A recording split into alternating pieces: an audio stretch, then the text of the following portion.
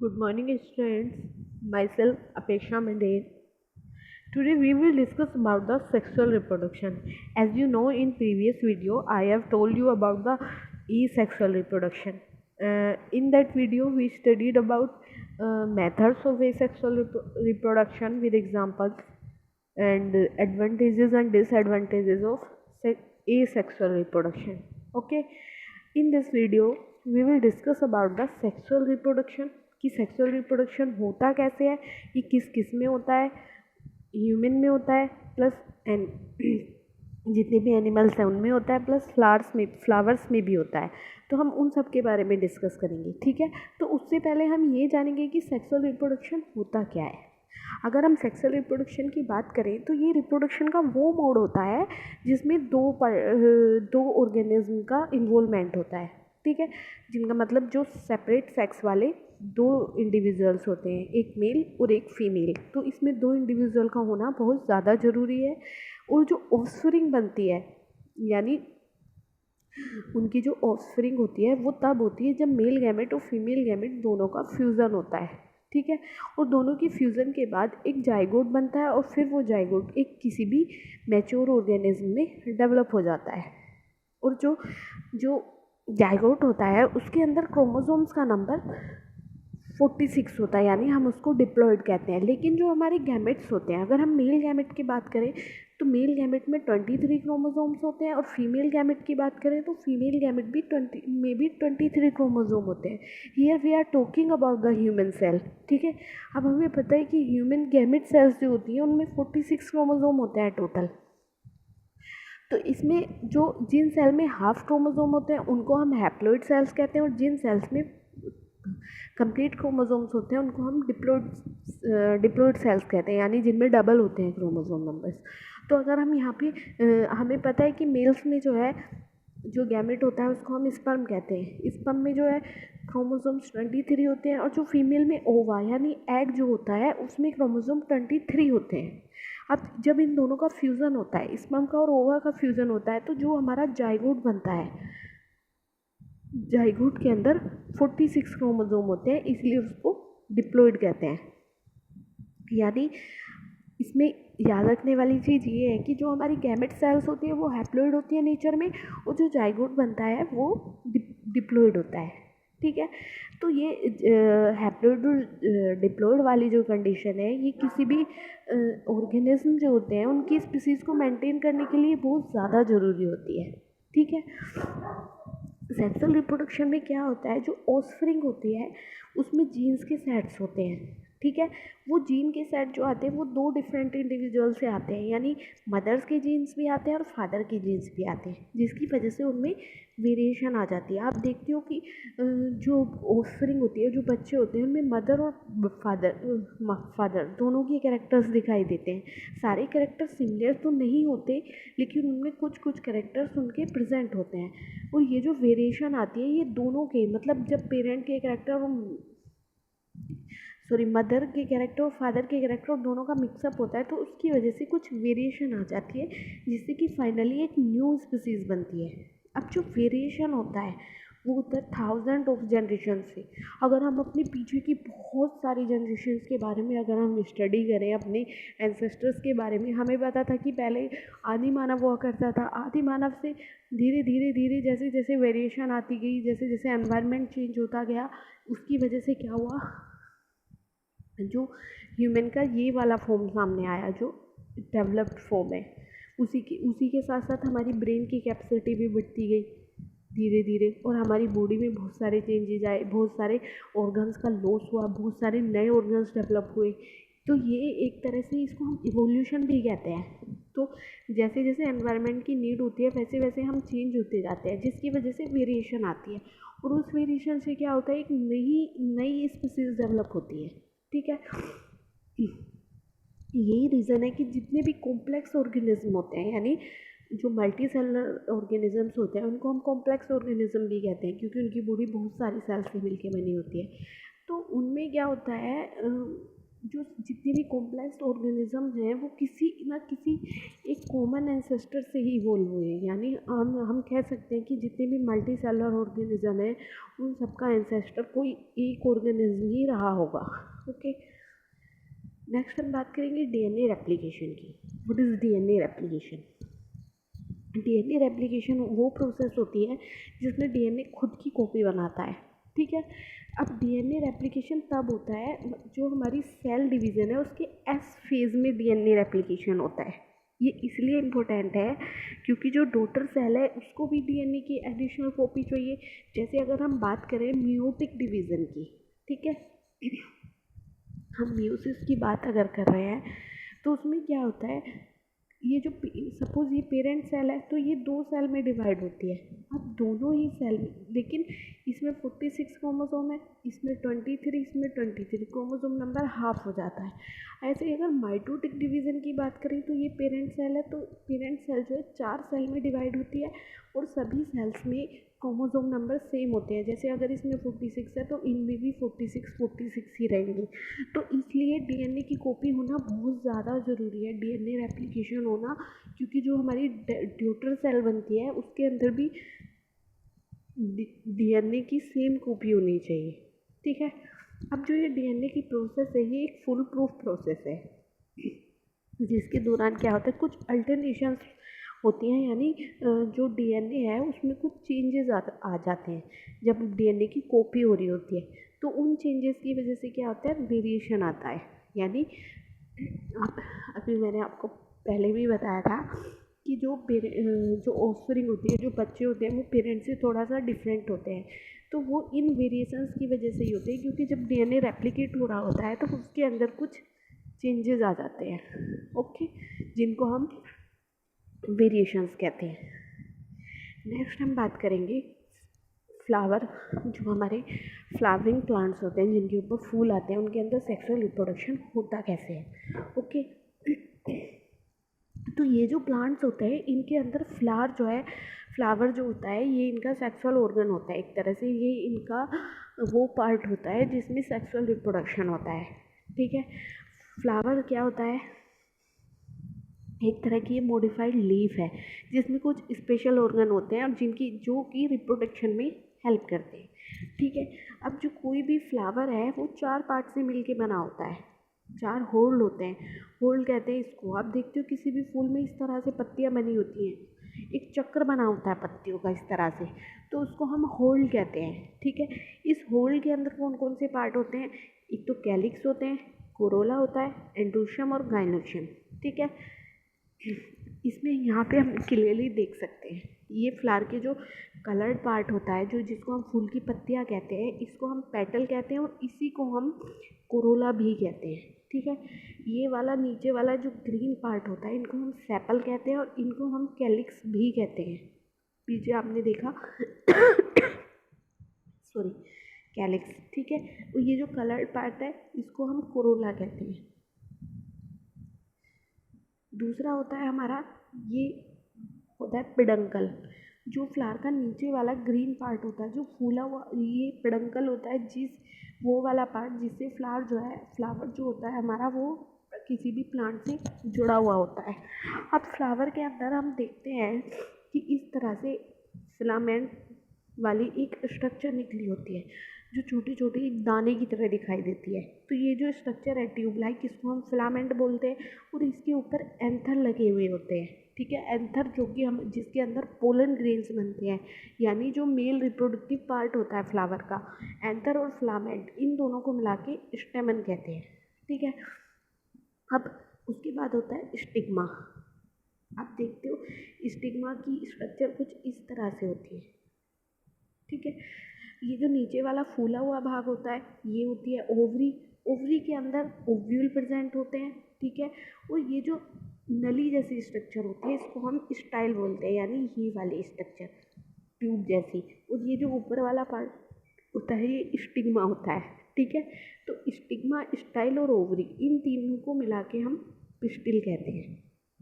Okay, तो स्टेमन हो गया मेल रिप्रोडक्टिव पार्ट, पिस्टिल हो गया हमारा फीमेल रिप्रोडक्टिव पार्ट।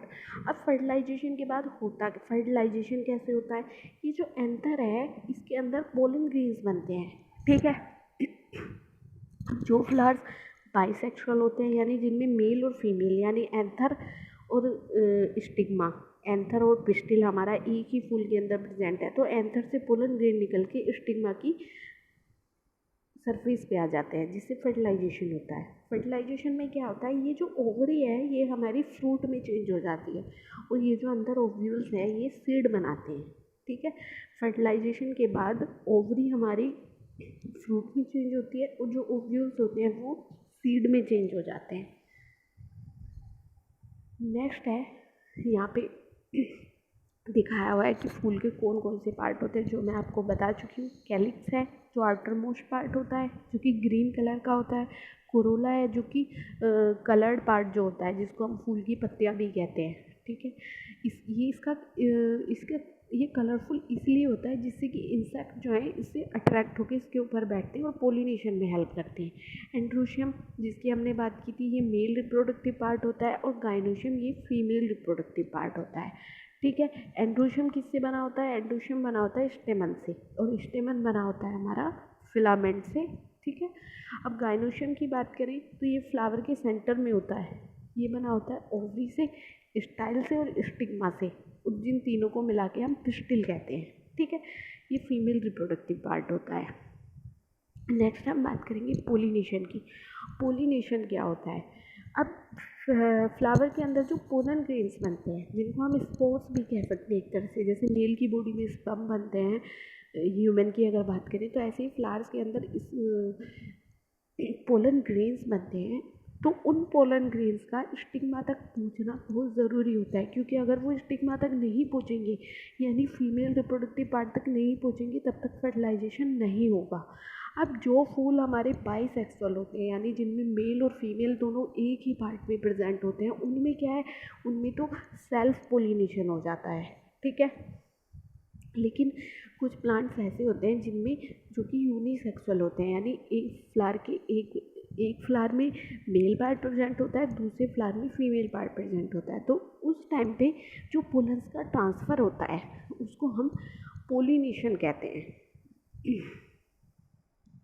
फ्लावर्स का जो ट्रांसफ़र होता है उसको हम पोलिनेशन कहते हैं और इस मेथड को हम क्रॉस पोलिनेशन कहते हैं, ठीक है।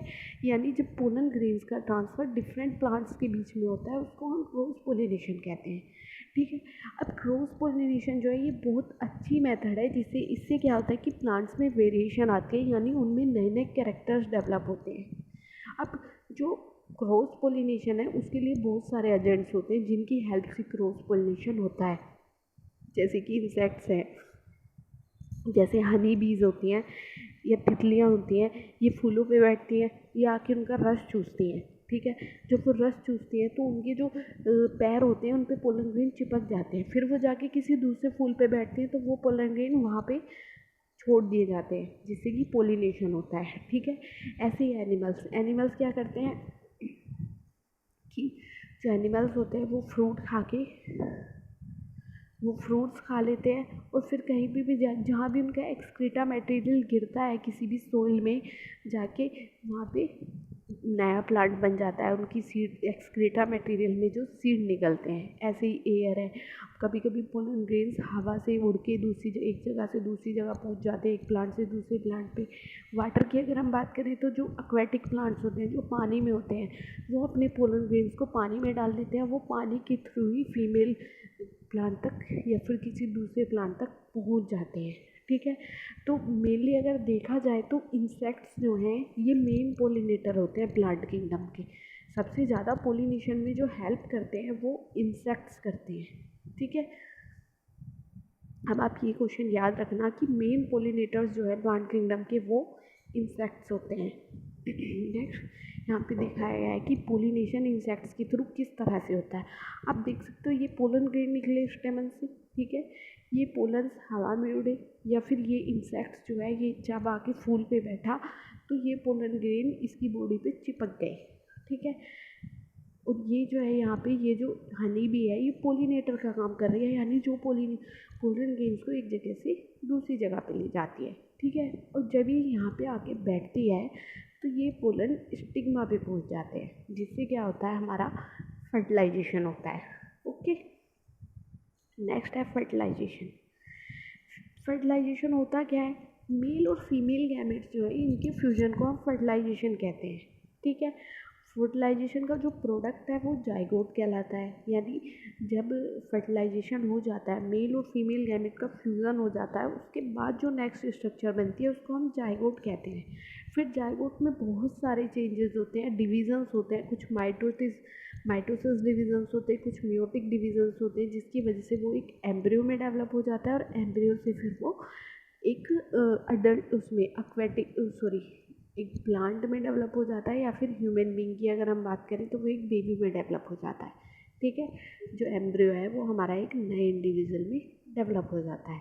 अब फ्लावरिंग प्लांट्स में फर्टिलाइजेशन होता कैसे है, जब स्टिग्मा पे आते हैं पोलन ग्रेन्स तो वो मॉइस्चर अब्जॉर्ब कर लेते हैं और वो जर्मिनेट होने लगते हैं, यानी जैसे सपोज़ ये एक पोलन ग्रेन है तो ये इस तरह से जर्मिनेट होने लगता है, इसमें से इस तरह से एक पोलन ट्यूब बनने लगती है, ठीक है।